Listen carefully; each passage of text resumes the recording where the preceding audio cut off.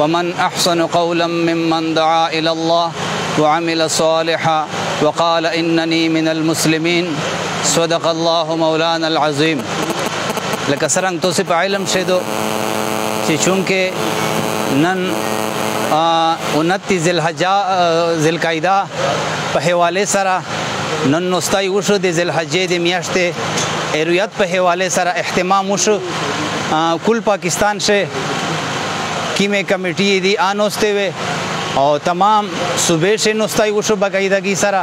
نو دې په حواله سره ضلع بنو سے باقاعده ډیر علماء کرام چې زه دې ډیره شکریا ادا کوم په عاش مفتیان اعظام علماء کرام شيوخ او امیر ډیر جید علماء کرام مشرون ټول رغلی دي او په کثیر تعداد سره شرکت وکړو. الله تعالی د دې ته دنیا آخرت شه دې بدل ورکو او دې په حواله سره بهترینه طریقه سره په واضحه سره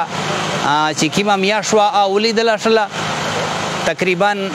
ډیر مالوي شک پوته نه چې چا سن سور کتلی وي نو تقریبا سبونا ذل حجه 20 تاریخ چې کیم د جون دا او دا و خیره سره یکم ذل حجه وي نو سلارم ورځ وي نو زه ټول مسلمانانو ته دغه مبارکباد اوي او د سره میرا ملک اکثر الله د رحم کو بیا د بدامنی د قهر په لپیټ شه د لکه سرنګ پرین ډیر طوفان تیر شو